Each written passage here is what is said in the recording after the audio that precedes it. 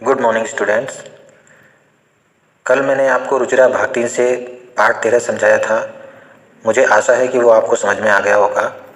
आज मैं चतुर्दश पाठ 14 चैप्टर आपको समझाने जा रहा हूँ और ये हमारा इस बार का लास्ट चैप्टर है।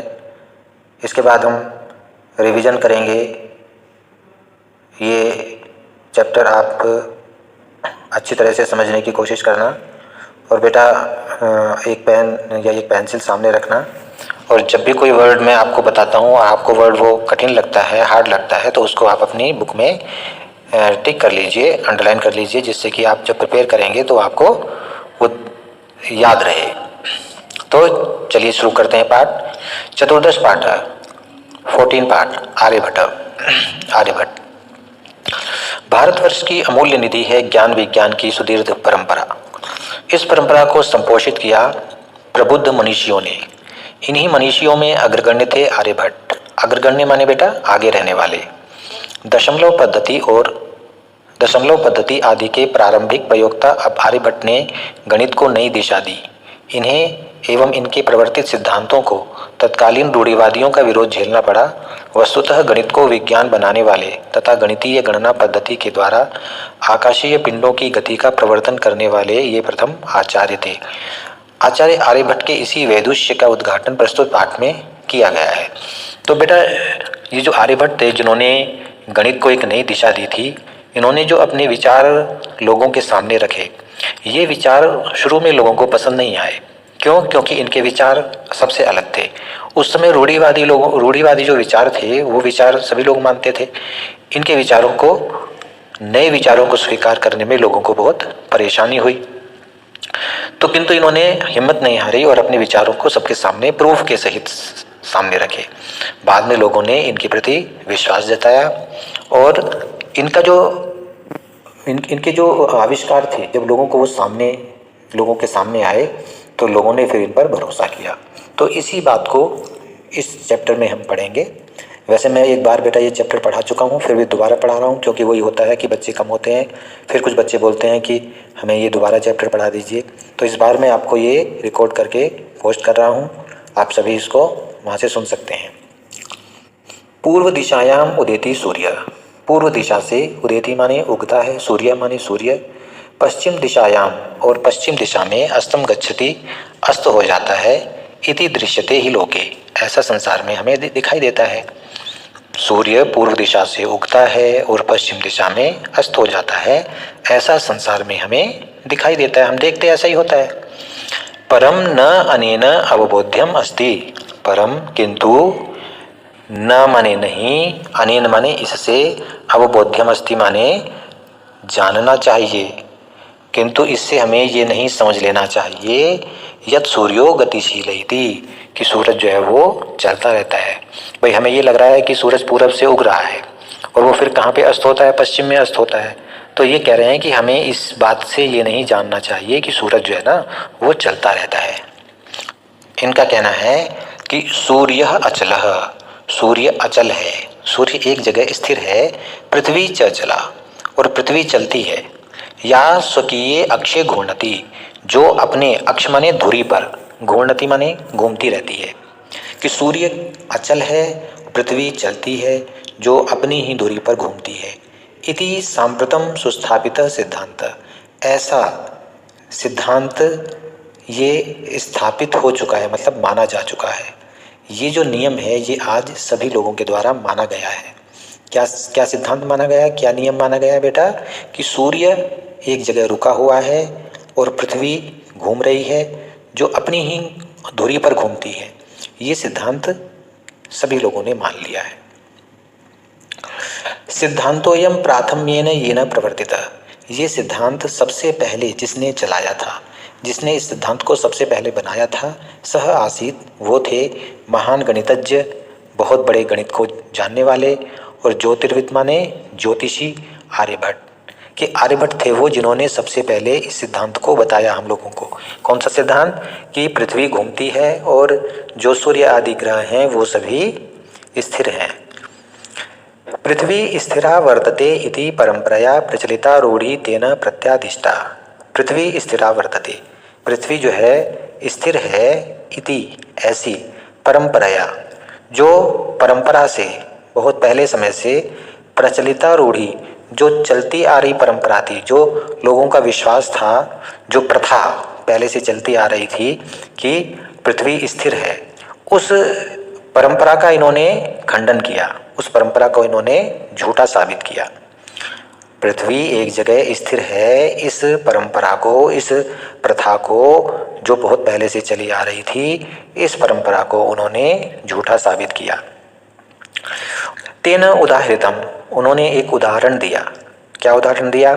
यत् की गतिशीलायाम नौकायाम उपविष्ट मानव, कि एक गतिशील नौका है, एक चलती हुई नाव है, उस नाव में उपविष्ट माने बैठा हुआ, मानव माने मानव, एक नाव चल रही है, उस नाव में, चलती हुई नाव में मानव बैठा हुआ है, मनुष्य बैठा हुआ है।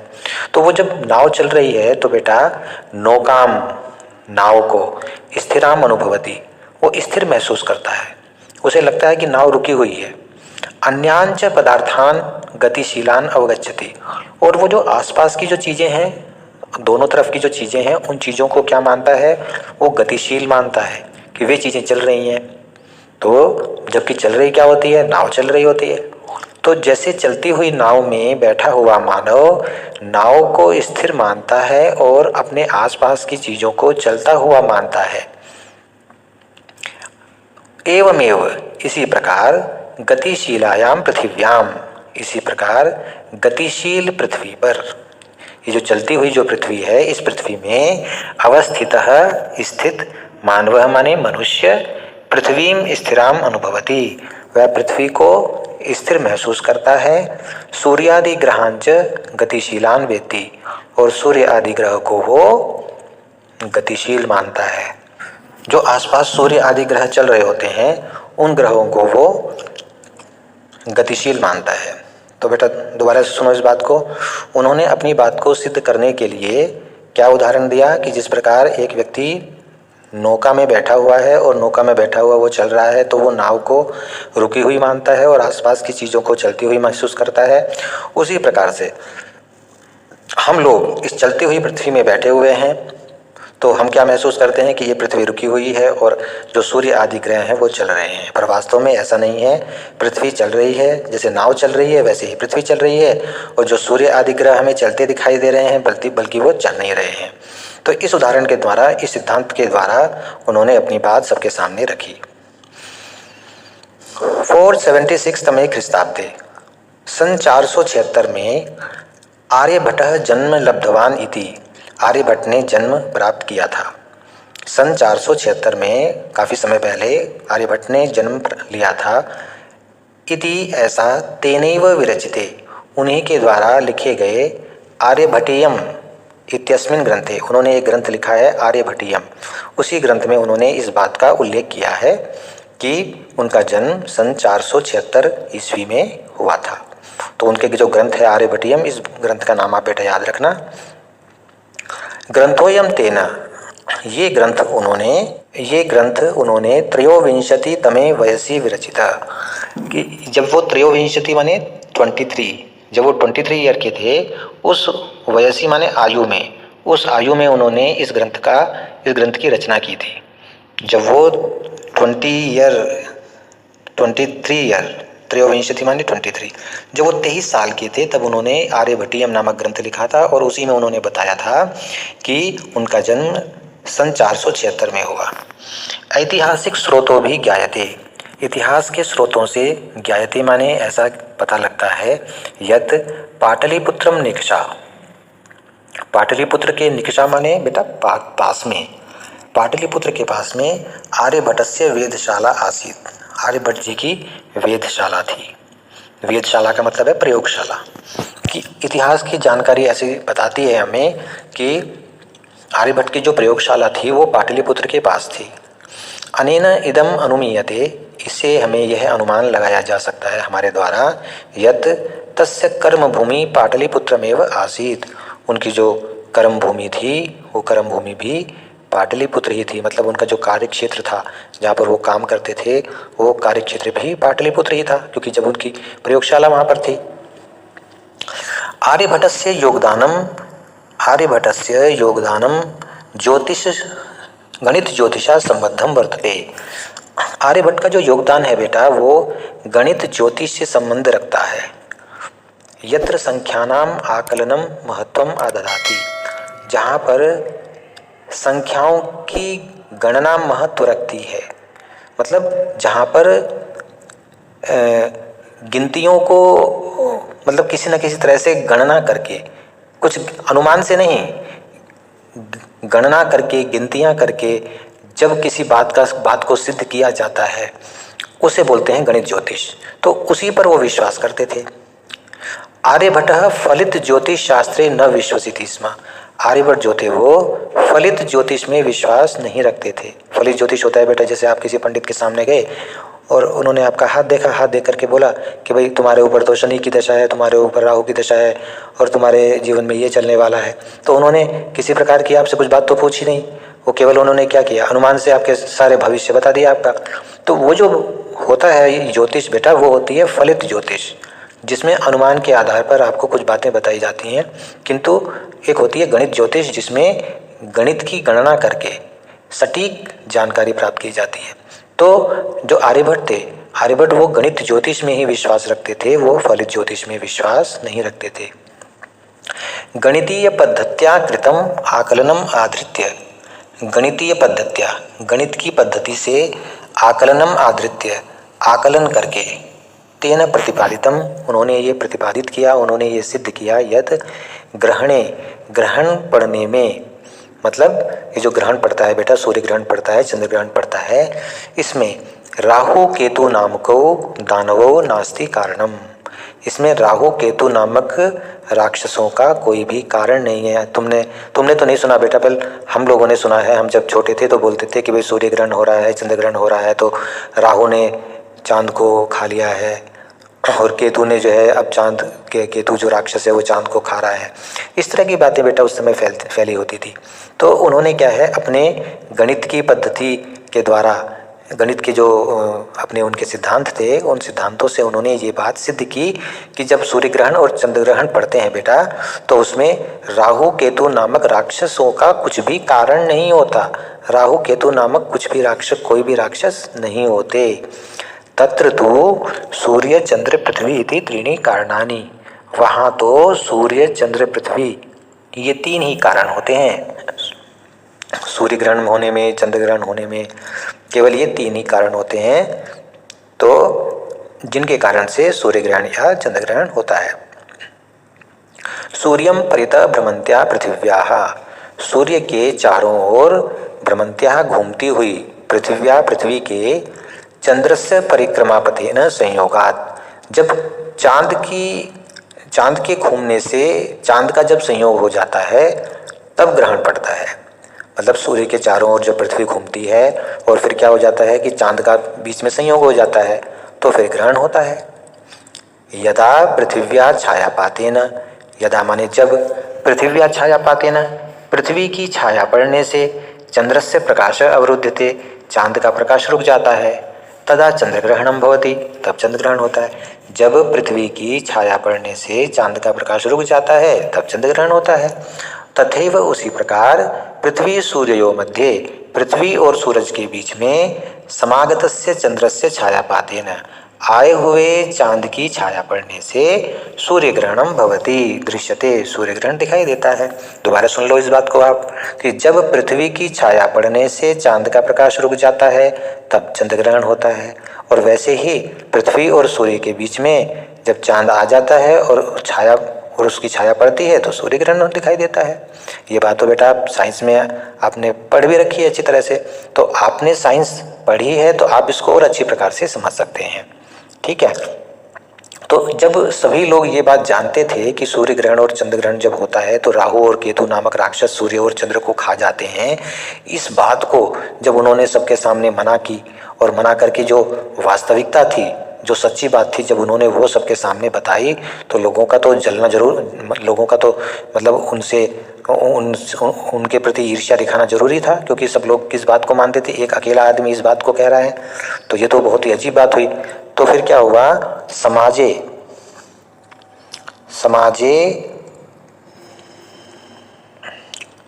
समाजे नूतनानाम विचाराणाम स्वीकरणे। तो समाज में इन्होंने एक नया विचार दिया। नया विचार क्या दिया कि सूर्य चंद्र और पृथ्वी ये कारण होते हैं सूर्य ग्रहण चंद्र ग्रहण में। तो ये जो नया विचार दिया, तो समाजे नूतनानाम विचाराणाम स्वीकरणे, समाज में नए विचारों को स्वीकार करने में प्रायः सामान्य जना काठिन्यम अनुभवन्ति। तो जो सामान्य लोग थे वो कठिनता का अनुभव करने लगे, उन्हें ये बात उनकी पसंद नहीं आई। भारतीय ज्योतिष शास्त्रे तथैव आर्यभट्टस्यापि विरोधः अभवत्। इसी प्रकार से भारतीय ज्योतिष शास्त्र में आर्यभट्ट का बहुत विरोध हुआ, क्योंकि उन्होंने पुरानी जो चली आ रही बात थी उस बात को मना करके अपनी बात सबके सामने सिद्ध की। तो भारतीय ज्योतिष शास्त्र में आर्यभट्ट का बहुत विरोध हुआ। तस्य सिद्धांता उपेक्षिता, उनके सिद्धांतों को सभी ने उपेक्षित किया, माने नेग्लेक्ट किया, सबने उनका तिरस्कार किया, मना किया। सह पंडितम मन्यमानानाम उपहास पात्रम जाता, वो पंडितम मन्यमानानाम, जो अपने आप को बहुत बड़ा पंडित मानते थे, उन पंडितों के वो मजाक के पात्र बने। जो मतलब उस समय वो तो 23-25 ईयर्स के थे, अब उस समय जो अपने आप को बहुत बड़े पंडित मानते थे तो उनके क्या बन गए, वो मजाक के पात्र बन गए। भाई जो लोग बड़े हैं, जो उम्र में बड़े हैं, उनकी बातों को मानेंगे लोग या छोटे व्यक्ति की बातों को मानेंगे? जो कम कम उम्र का जो व्यक्ति है उसकी बातों को नहीं मानते लोग। तो सभी जो बड़े उम्र के लोग थे, बड़े पंडित उस समय अपने आप को मानते थे, उन पंडितों की बातों को लोग मानते थे। और उन्होंने, पंडितों ने भी और लोगों ने भी इनका बहुत मजाक बनाया कि ये अकेला ही ऐसा महाविद्वान आ गया जो सबकी बातों को झूठा साबित कर रहा है। पुनरपि तस्य दृष्टि कालातिगामिनी दृष्टा, किंतु फिर भी जो उनकी जो सोच थी वो कालातिगामिनी, वो बहुत दूर तक सोचने वाली थी। जो उनकी जो सोच थी, जो उनकी दृष्टि थी, वो बहुत दूर तक सोचने वाली थी। आधुनिकै वैज्ञानिकै तस्मिन् तस्य च सिद्धांते समादर प्रकटित। आधुनिक वैज्ञानिकों ने तस्मिन् माने उसमें, तस्य च सिद्धांते और उनके सिद्धांतों में समादर प्रकटित, समादर प्रकट किया। किंतु क्या हो गया, धीरे धीरे जैसे समय बीतता चला गया और जो आधुनिक वैज्ञानिक थे, आधुनिक साइंटिस्ट थे, जब उन्होंने भी यही बात समझी जो उन्होंने कही थी, तो फिर क्या हुआ, आधुनिक वैज्ञानिकों ने उनके विचारों में और उनके प्रति अपना आदर प्रकट किया, सम्मान प्रकट किया कि जो आर्यभट्ट थे उन्होंने बहुत समय पहले ये बात सत्य कही थी जो आज हमें पता लग रही है। अस्मातेव कारणात् अस्माकं प्रथमोपग्रहस्य नाम आर्यभट्ट इति कृतम। और इसी कारण से हमारा जो पहला उपग्रह है, पहले जो सैटेलाइट छोड़ा गया हमारा, उसका नाम हमारे वैज्ञानिकों ने आर्यभट्ट रखा। क्यों? उनके सम्मान के लिए, उनको सम्मानित करने के लिए।